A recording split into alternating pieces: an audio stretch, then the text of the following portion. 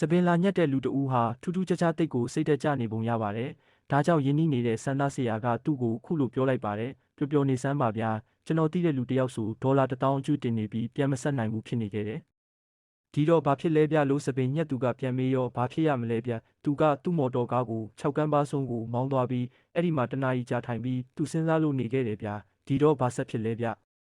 အဲ့ဒီမှာစိတ်ပူနေကြတဲ့မြို့သူမြို့သားတစုကသူ့ပြဿနာကိုကြားတော့အလူငွေတွေလိုက်ကောက်ပြီးကူညီလိုက်ကြတယ်ဒါနဲ့အဲ့ဒီလူလည်းစိတ်သက်သာရသွားပြီးကားကို6ကန်းပါဆုံးကနေပြန်ဆုတ်မှန်းလာခဲ့တော့တာပေါ့ဗျာဟာအန်ရောဗျာမယုံနိုင်စရာပါပဲအဲ့ဒီလောက်ကျင်နာတတ်တဲ့လူတွေကဘသူတွေလဲဗျလို့စံပင်လာညက်သူကမေးလိုက်ရာ